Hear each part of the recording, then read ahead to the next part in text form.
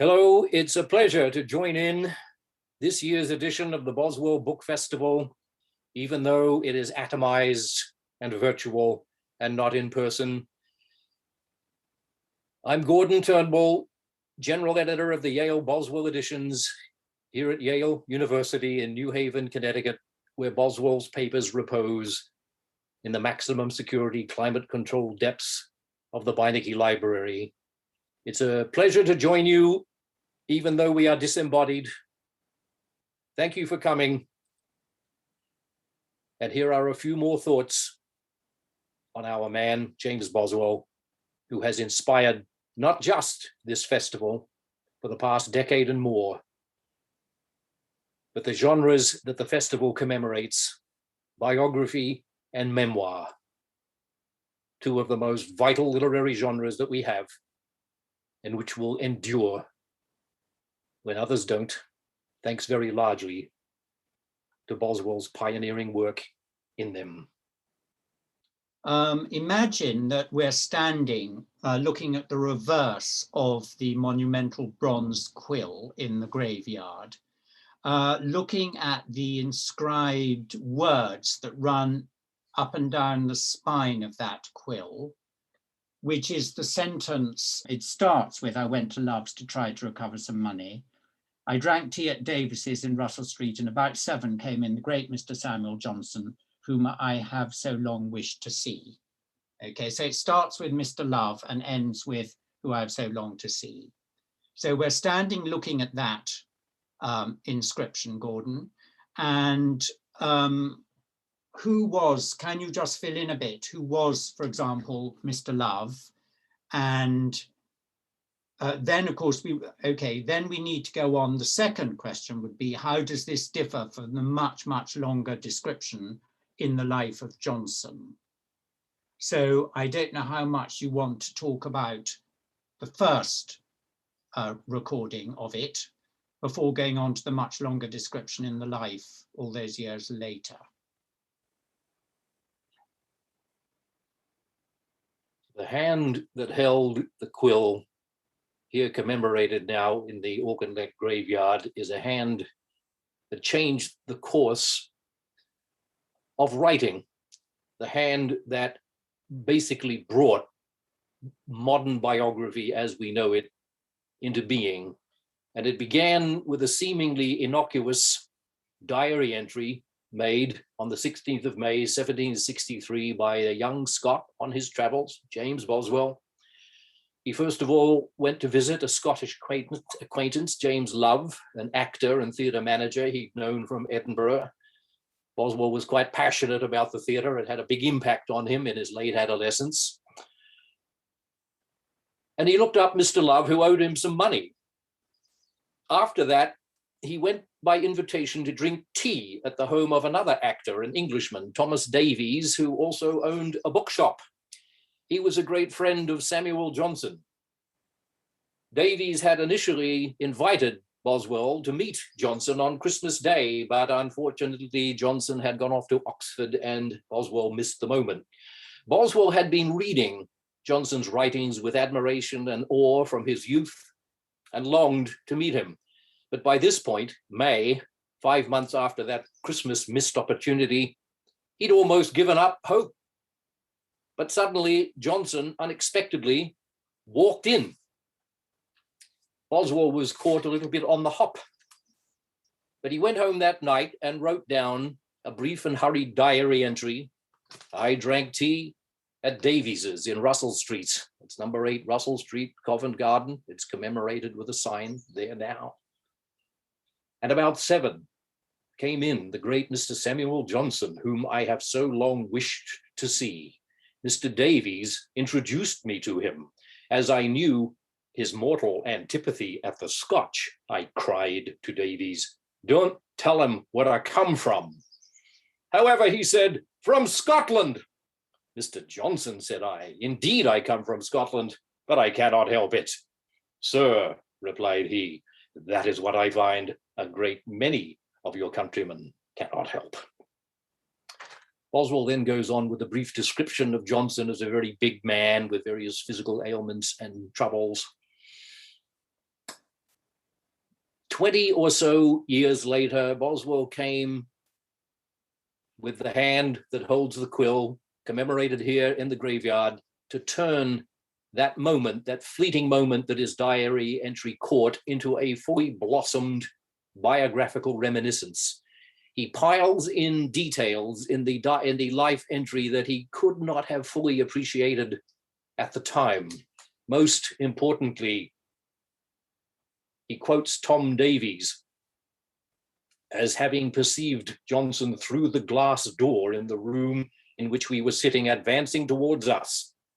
Davies announced his awful approach to me somewhat in the manner of an actor in the part of Horatio when he addresses Hamlet on the appearance of his father's ghost. "Look, my lord, it comes." Boswell goes on to describe various other details. What are we to make of that belated invocation of Hamlet and his ghost? Catching a diary moment is one thing. Unfolding it later into a biographical account is another. Tom Davies was an actor who had played parts in Hamlet on the stage, but when Boswell remembers that detail much later, he is calling to mind the most Hamlet-esque and even Johnsonian of all emotions, guilty procrastination. He knows the task is now upon him, long expected, long self-demanded, to get the biography written. And he is remembering the ghost of Hamlet's father's repeated injunction to remember. He says it to Hamlet in Act 1 over and over again, remember. And that is what Boswell, as biographer, sets out to do. He tells us at the beginning of this diary that he does not want life to evaporate in oblivion. And his wonderful diaries, letters, and other papers did what the ghost of Hamlet's father did too. They were buried and came back from the dead in resurrection to tell us things about the past that we otherwise, like Hamlet, would not have known. Do you think we should say a bit more about the staginess of it? So in a way, Boswell is framing the fact that he had actually been set up to make that wisecrack about, but I can't help it, because it obviously still rankled with him a bit when he was writing the piece for the biography. Do you think that he'd been misunderstood? And he went on to say, I really didn't mean it like that at all. It was all very jovial.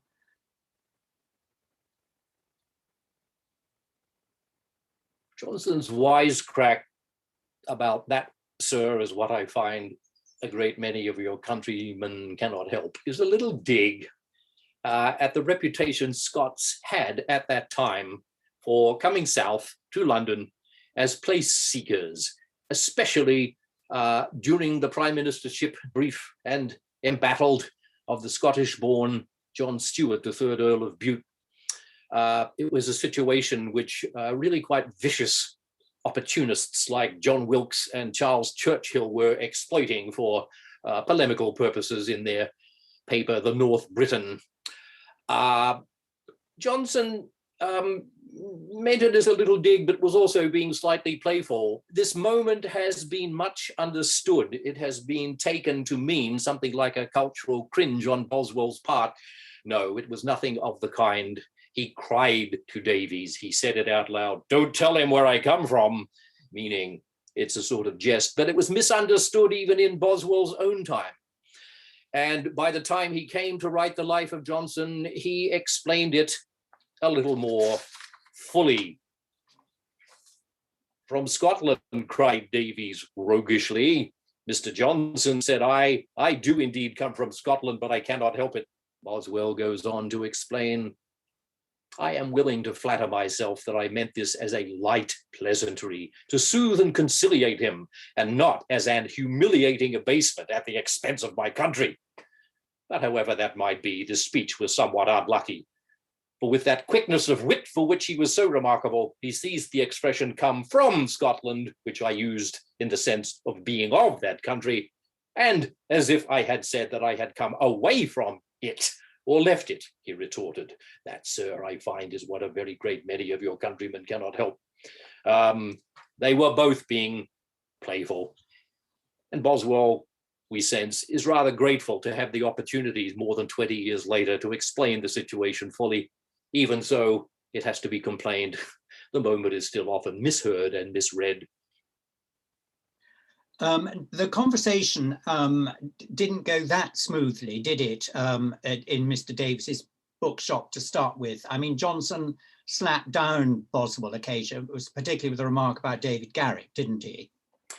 Yes, Boswell tells us in the Life, but not in the original diary entry, that he did try to make certain conversational contributions. Johnson complained that Garrick had begrudged him some tickets for the play. Boswell, again trying to be soothing and conciliatory, said something like, "Oh, I can't imagine Mr. Garrick would do such a thing." Whereupon Johnson slaps him down and says, "Sir, what do you know of David Garrick?" The point again is that many, many years, even decades later, Boswell's biographical mind has retrieved details the original diary account could not have known about.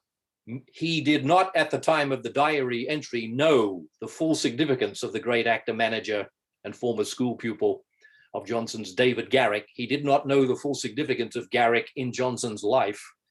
By the time both men were dead, and Boswell is remembering and recreating and preserving and immortalizing them, the significance of David Garrick in Johnson's life had become apparent to him. And the way that Boswell describes how the conversation ended in the writing in the biography again shows a real insight, I think, into his power as an interviewer, because he obviously won round, he sort of subjugated his own personality enough to charm Johnson to saying, "I'd love to meet you again." And do you think this brilliant way of self-effacement is why he also got such wonderful interviews out of people like Voltaire and Rousseau? Yes. Boswell, he reports himself in the Life thoroughly discomfited and fearful for the future. But he says, "I remained upon the field, not wholly discomfited, and was soon rewarded by hearing some of his conversation." And Boswell reports himself highly pleased with the extraordinary vigor of his conversation. And he develops a deep feeling of affinity with Johnson and a desire to meet him again and draw him out even more. And that is indeed what happened. Boswell checks with Davies, who knows Johnson very well, and tells Boswell, "I can see he likes you very well." Boswell wonders if he might go and call on Johnson, and Tom Davies, who knows Johnson very well, said, "Yes, do," and Johnson would take it as a compliment. So sometime later, off Boswell went. And the skill that was in embryonic form in that first meeting blossomed as time went on. As the critic Pat Rogers puts it in one of the editions of the Life of Johnson, for Boswell, who was in some ways vain and thrusting, he nonetheless had a remarkable ability to step aside and let a more interesting voice carry the day. He had a long history in his diaries of writing down the clever things people said. When he wanted to have an interview with none other than Frederick the Great of Prussia, when he was traveling in Europe, he wrote to the king's librarian and described himself as follows. He said, "I am like the ancient philosopher," apparently meaning Socrates, "who said, 'Speak so that I may see you.'" Boswell was fascinated with the other. What makes other people tick? How can I know you? How can anybody know anybody? For Boswell, it was in the spectacle of articulation. In a very deep sense, you are what you say. And the Life of Johnson became a long series of Johnson scenes held forever in the spectacle of social self-articulation, not always consistent with each other. Johnson is one thing, in the meeting with John Wilkes, which Boswell astutely orchestrated. Johnson is another thing when he's talking to Hester Thrale. Another thing when he's talking to David Garrick or Sir Joshua Reynolds. This is partly why Johnson's appearance in the life of Johnson has had such enduring appeal. We, in a postmodern setting, are aware of theories of selfhood that are not necessarily consistent with themselves, but we are all different in different situations, and the spectacle of self-articulation is different at different times. Boswell, were he alive today, would have been a brilliant interviewer. Do you think that behind that is the core reason why Boswell was able to write this extraordinary and very long biography of a writer, not of a man or woman of action, in which the narrative could be taken up with lots and lots of battles and love affairs and whatever it was, but it was focusing solely on this shambolic writer? And do you think that is a measure of his achievement of this three-dimensional approach, or multiple dimensional approach? You've just said it's not just three, it's sort of 20, 30, 40 times that approach. There were biographies before Boswell, of course. Most of them were of political, military, religious eminences. We talk about Boswell as having pioneered modern biography. In some ways he did. In specific, he pioneered or did more than anybody else to boost literary biography, writers who take on the lives of other writers. It is in its way a challenging thing. What do writers do? In one sense, nothing. They sit around and write. Why is that interesting? Boswell asked the searching questions. Where does that literary output come from? How did it generate itself? Why didn't the person living next door to Johnson in Lichfield come up with these remarkable moral essays, The Rambler, The Idler, that very wry anti-novel, Rasselas, Prince of Abyssinia, the extraordinary, quirky, but nonetheless monumental English dictionary? How did that happen? What is the wellspring of these words? Where is wisdom to be found? An old biblical question. Boswell was fascinated by these topics and set about to interrogate them. He brought with him from Edinburgh his forensic training in the law. He was used to questioning witnesses. He was used to gathering evidence. He let Johnson speak, but that was not quite enough. In the end, he solicited information from people who knew Johnson from before Boswell's time, his tutors at Oxford, relatives of his and of his wife's from the English Midlands, and so on, putting together a composite picture of the growth of literary genius. Boswell is brilliant at conveying the personality and the style and the voice of his subject. When it comes to his own gifts as a writer, rather than as, if you can separate style from content, how would you describe Boswell's style in the context of the 18th century and say compared to Augustan style or proto-romantic style?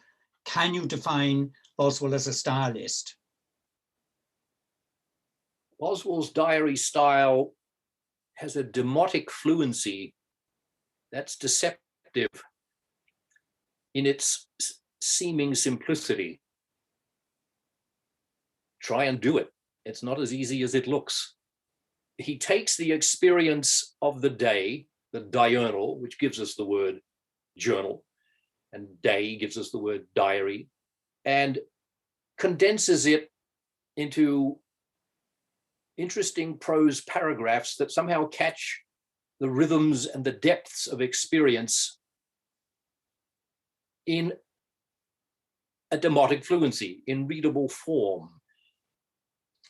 He is working away as a lawyer in Edinburgh and writes as follows on the 11th of August, 1774, about the death of another legal man in Edinburgh, a writer, that is an agent, roughly equivalent to solicitor, Archibald MacHarg.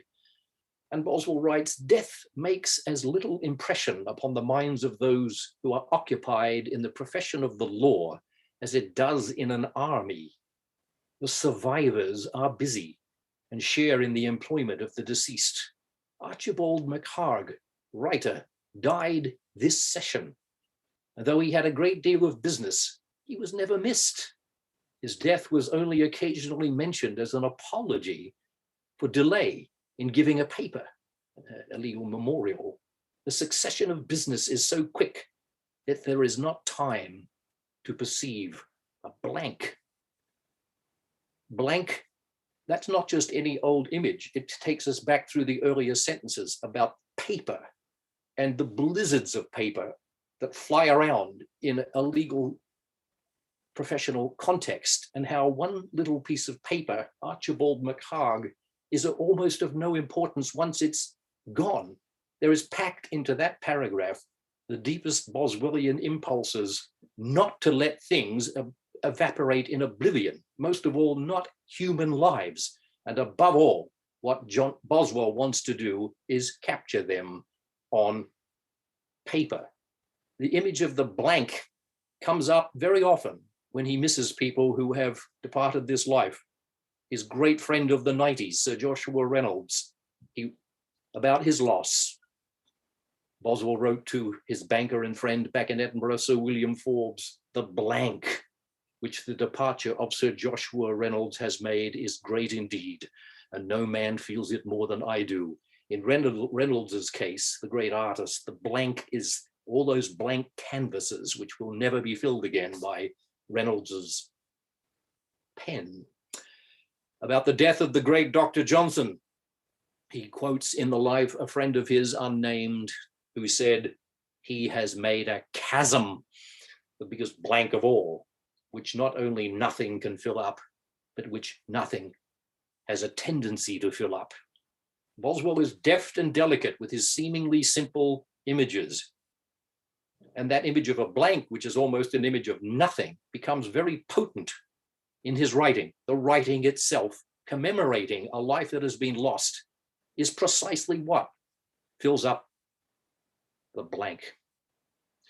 Do you think in his use of the demotic, which one could perhaps describe as being the everyday common speech, really, do you think that is, apart from everything else, that is one reason why the life of Johnson has never been out of print, why it is still seen almost as a contemporary piece of writing, whereas writing by Johnson's contemporaries has got a much more 18th century period flavour to it and is therefore dated?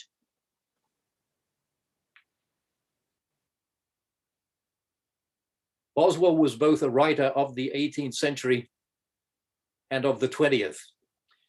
He published his Life of Johnson, first edition, in 1791, but his papers were not, as we know, recovered until the early 20th century.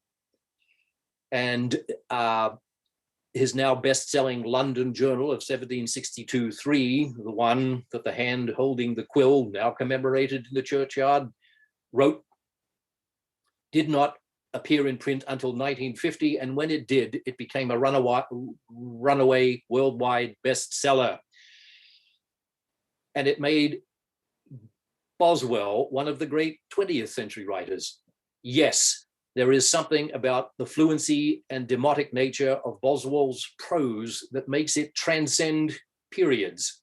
He had both the Samuel Richardsonian ability to write to the moment, to capture an evanescent, fleeting moment in a diary entry, but also to shape it with the overarching narrative structures of his own favorite novelist, Henry Fielding, who in Tom Jones, from the moment he started at the beginning, knew where he was going to at the end.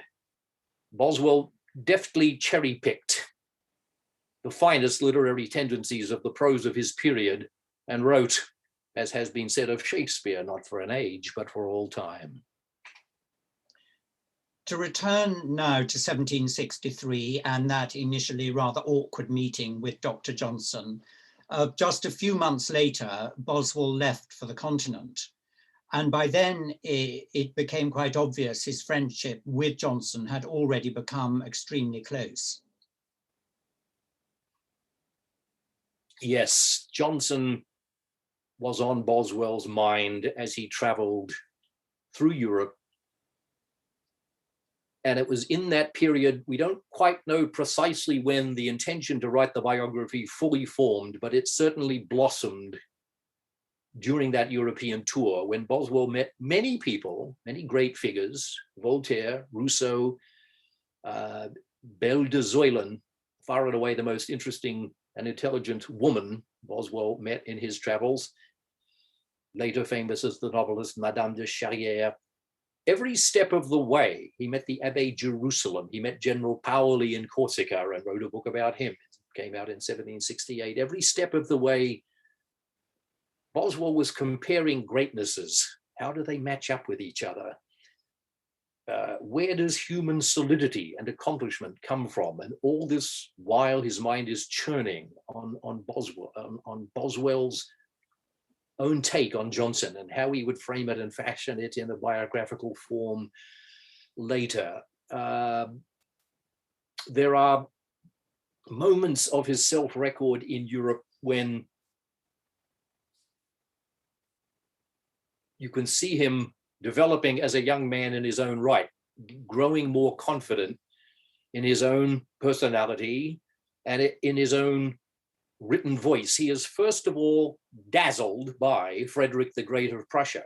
Boswell is traveling around a post-war Europe and has read accounts in the British press of the Protestant hero, Frederick the Great of Prussia, that made him seem quite wonderful as a military leader. And as a cultural leader, he was those things. But Boswell, as he travels on, begins to develop a sense of military leadership as really rather terrible. He writes in Berlin one day, "I see such numbers of fine fellows, young men, bred to be slaughtered, that is sent off into wars and shot to death, that human beings seem like herrings in a plentiful season. One thinks nothing of a few barrels of herring. How can one think much of a few regiments of men?" Boswell's boyish bedazzlement by figures of military greatness is receding in Europe. He sees it as directed to the very thing he's trying to guard against, death and oblivion. That's what war is about for those who die in it. The survivors are busy, all right, but not everybody survives war. And that is drawing Boswell back to his chosen field, biography, that which perpetuates life beyond the moment of death, not that which brings it about in numbers like barrels of herring. Do you think he responded, he was so fascinated by Voltaire and Rousseau because of their, it seems so obvious to say, but their minds, because of their intellect? So unlike Frederick, who was this martinet and sending the herrings down into the fish nets of the North Sea, as it were, do you think he saw those two great European thinkers equal to Hume in Edinburgh, you know, who knew that trio?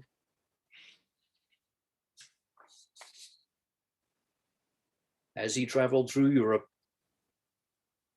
he felt himself more and more drawn to heroes of the mind, like Rousseau and Voltaire and Belle de Zoylen, Zélide, as she styled herself, and even the great leader of Corsica, Pascal Paoli, appears more typically in Boswell's account of him as a wise man, as a philosopher, as an Enlightenment leader of a nation, a small nation, pioneering democracy and moving away from autocratic rule. Even Paoli appears more as a hero of the mind, a dispenser of wise sayings thoughtful utterances that future people can make use of. Yes, Boswell, as a young man, as a teenager, confessed that he was eager to go and join Highland troops fighting in North America till his father talked him out of it. Boswell, traveling in Europe, and after having met Johnson, leaves heroes of militarism well behind and finds himself more and more drawn to heroes of the mind, those who have the power to craft and shape futurity, people who have authored works that will endure beyond their own physical lives. They became the true Boswellian heroes. And as we're standing in the graveyard, the very graveyard where Boswell is interred, what was Boswell's, if it's not too big a question, because it probably changed right side, what towards, perhaps as he was getting older, was Boswell's attitude towards his own death and death? What the recovery of Boswell's papers has taught us mostly is that with the figure of Johnson as a quotable man and somebody whose works will endure beyond his own physical life, and whose great thematic concern really was all along. I mean, Johnson's output is very complex and disparate, but if he had one recurrent theme, it was the relationship between the ephemeral and the permanent. What is just evanescent and of no importance, which for Johnson was almost all journalism, by the way, and what will endure, what is worth future generations' attention. Boswell's recovered papers show us that in that respect, with Johnson, he merely hit the mother lode. There are many more mini biographies in Boswell's papers than you can count. He wrote down everybody he met, random passengers in coaches, villagers of Auchinleck. There are recorded in his diaries humble people like millers, coal miners, quarrymen, carters, tenant farmers, and their wives, brothers, sisters, children, and so forth. Those records Boswell carefully kept and wanted to leave behind him even when he knew his end was coming. Those documents in which he records the lives of many of the people sleeping quietly around this mausoleum in Auchinleck survive in Boswell's papers when they don't on their own headstones, because time and weather have had their effects. There's a quarryman called Andrew Morton who died a horrible death. A blast in the quarry knocked him over a ledge and he fell 30 feet and was horribly injured and died a lingering death. His son, James Morton, was a mason and made him a beautiful headstone.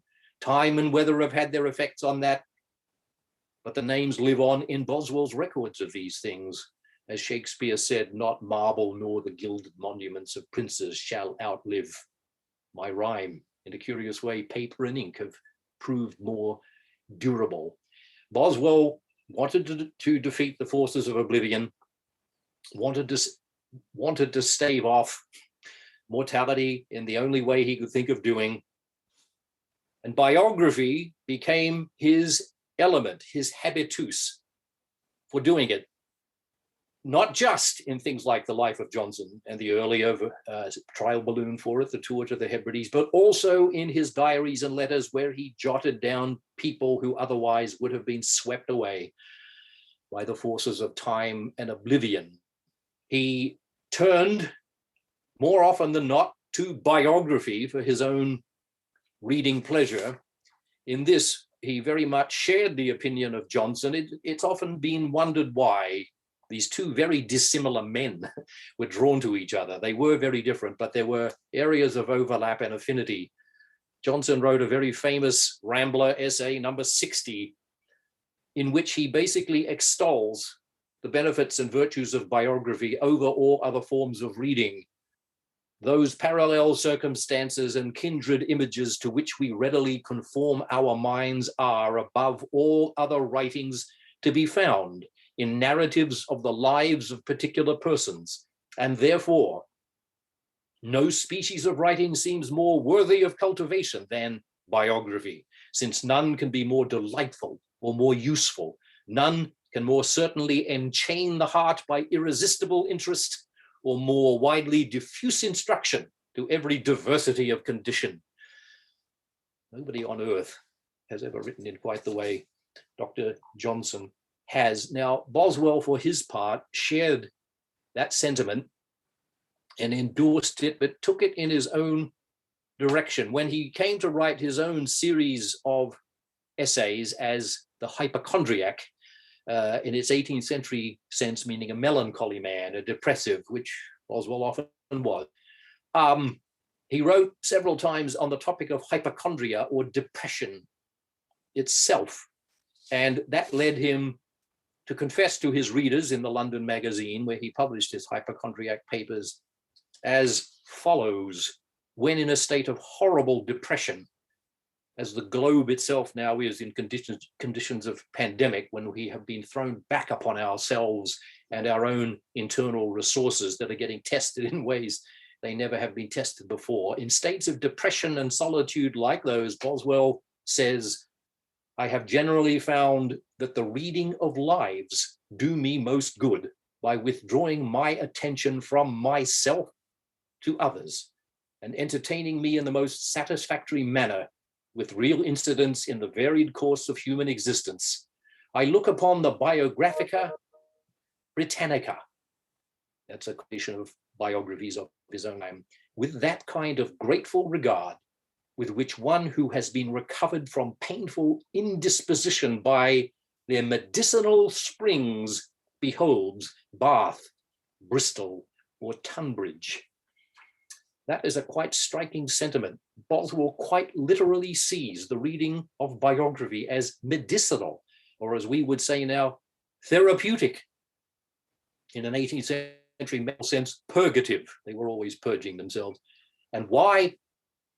Because it takes you, James Boswell, or anybody, whoever you are, out of the prison house of selfhood and into the lives and minds of others.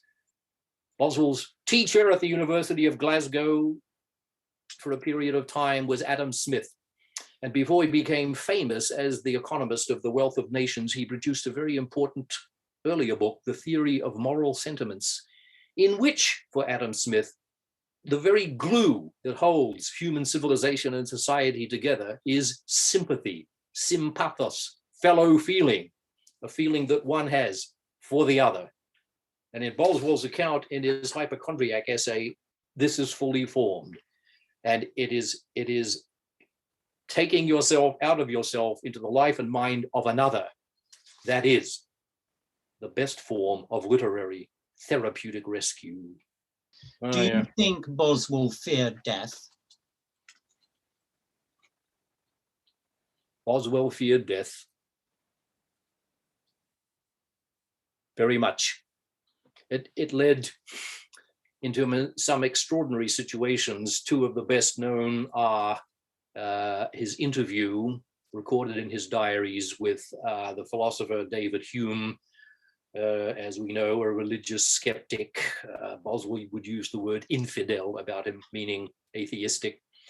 Boswell went to see him when he knew he was dying and really wanted to probe David Hume about whether he was completely serene about the fact, as Hume understood it, that he was about to enter cessation of being, into oblivion. And Boswell tried to rattle him with his questions, but it went the other way. Hume was perfectly serene, stated that it was of no more concern to him that he would cease to exist than that he once had not existed. And Boswell himself was much shaken by Hume's account. He had great trouble with it. He went away confused, puzzled, and shocked. And he brought this up later with Dr. Johnson, who has classically, typically Johnsonian answers to all questions of this kind. Hume is not afraid of death. Point a pistol at David Hume and see how he will behave, etc. Boswell also sought out the company of the elderly Henry Hume, Lord Kames, one of his father's colleagues on the bench of the Scottish courts to find out how he was confronting his own end.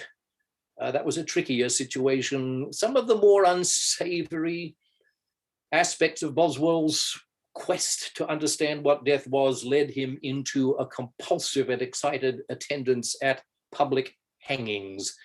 He went to executions, as did tens of thousands of others, by the way. This is in no way distinctive or unusual to Boswell, however troubling we may find it. He watched closely. He tried to catch dying words on the scaffold to try to understand what the end of physical existence was. In other moods, he tells us that,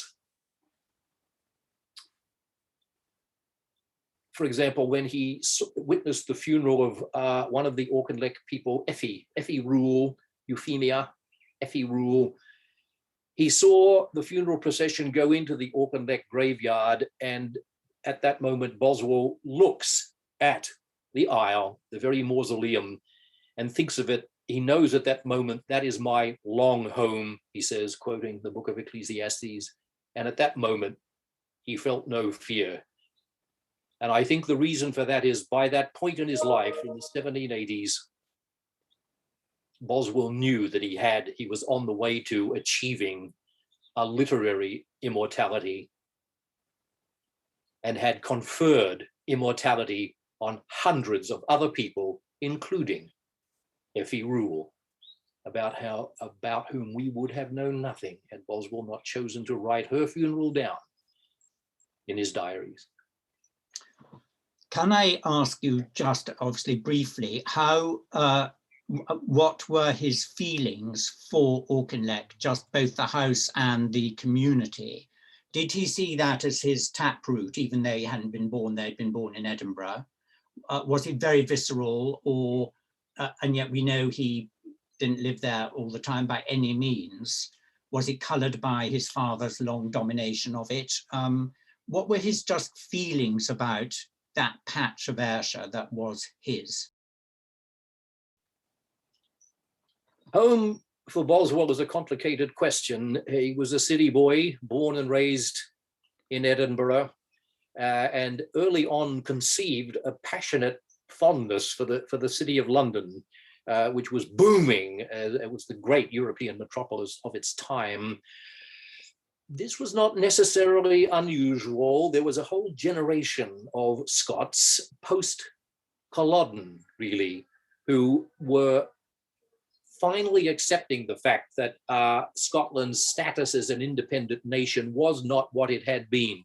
And as we, of course, now know, it still is a vexed question, the role of what Scotland is within the larger polity of Great Britain post-Union of 1707. Still an unstable question, but no matter what Boswell did or where he went or what fluctuations in his thoughts occurred, Auchinleck was an anchor. He was intensely proud of the estate and its long distinguished ancestry.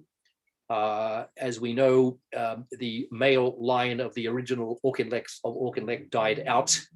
A female Auchinleck married Thomas Boswell, a cadet branch of the Boswells of Balmuto in Fife.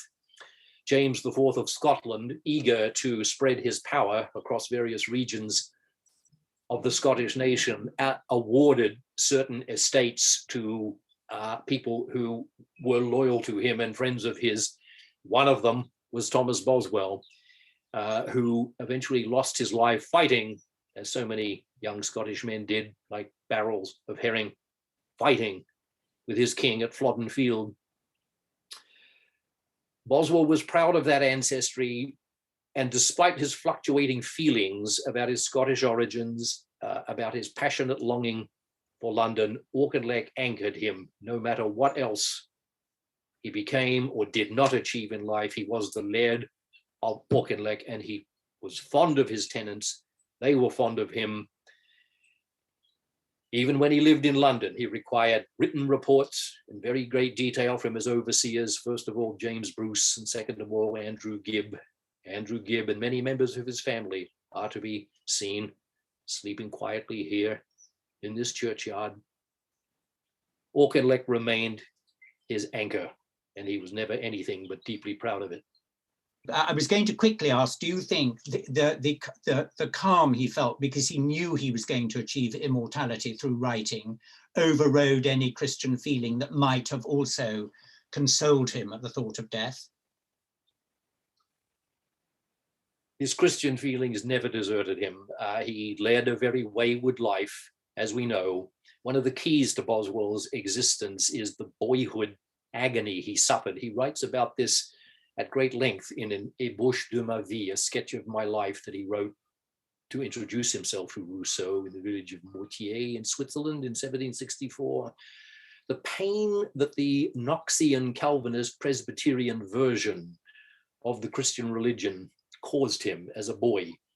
A major part of his reason for drifting southwards to London was that he found in the Anglican and Roman Catholic forms of worship, for that matter, a more forgiving version of the divinity than Calvinist Presbyterian offered him. He found in Roman Catholicism and Anglicanism, rightly or wrongly, is not for me to say, a God of forgiveness and mercy, which the God of John Knox's Calvinism for Boswell was not. All his life long, he retained a profoundly Christian sense of reality, that heaven and hell did exist. And in fact, his friend and banker, Sir William Forbes, who came out to Auchinleck in July of 1795 to attend Boswell's internment in the niches below ground, wrote a quite moving account of the occasion in a form of 2 diary letters back to his much beloved wife, Elizabeth, Betsy, back in Edinburgh. And so William Forbes made a point of highlighting in his account of the funeral and a retrospective account of Boswell himself for his wife, made a point of emphasizing the Christian belief. So William Forbes writes that he came to Auchinleck House. At 1 o'clock, the company invited to the funeral began to arrive. At 2, we sat down to dinner, 44 gentlemen. And in an hour and a half, we set out for the church of Auchinleck at about a couple of miles distance. They traveled over the Barony Road, the Via Sacra, that Lord Auchinleck was very proud of having built, connecting Auchinleck House to the church. Besides the hearse and a mourning coach, there were 12 gentlemen's carriages, the rest of the company on horseback. About a couple of dozen of the principal tenants likewise on horseback in mourning, many of them with new suits for the occasion. A large body of Mr. Boswell's tenants on foot. The vault is hewn out of the rock, very curious. And there I assisted in depositing the remains of a friend who during 36 years had never met me but with a smile of gladness to see me, and whose steady attachment I shall ever remember with gratitude. In a letter which I received on Saturday morning, just as I was setting out from our worthy friend, Mr. Langton, that's Bennet Langton, who was a great friend of Dr. Johnson and Boswell both. After lamenting the premature fate of our common friend, Mr. Boswell, he not unaptly applies to him, and here we come back to Hamlet all over again, that part of Hamlet's character of Yorick, a man of excellent fancy. Where be now thy jibes and thy gambols and thy songs, those flashes of merriment that used to set the table in a roar? The quotation is slightly mangled, but we'll overlook that. Either Bennet Langton or Forbes, or both of them, are working from memory, but both of them are sharing a sense of Boswell the man. He was both a melancholy man like Hamlet, and reflective and procrastinating, but also a bit of a jester like Yorick, who on more than one occasion set tables in a roar. Forbes continues, poor fellow, he had wit and humor and genius and fancy in a high degree, but what is infinitely better, he had a warmth of heart and a strong impression of religion on his mind, as well as a fervor of devotion in the practice of it, notwithstanding all his eccentricities. which I have never seen exceeded in any man. Many a joyous and many a solemn discussion I have had with him, so that I cannot feel but a wondrous blank from his loss. I set out from Auchinleck House after breakfast. Nothing could be better or more proper than the deportment of both the young Mr. Boswells, that's Alexander, Boswell's son and heir, and James, his younger brother, who went on to become a quite wonderful Shakespearean scholar. The deportment of both the young Mr. Boswells on this affecting and solemn occasion, I thought I never should have got them out of the vault when the body was deposited in one of the niches.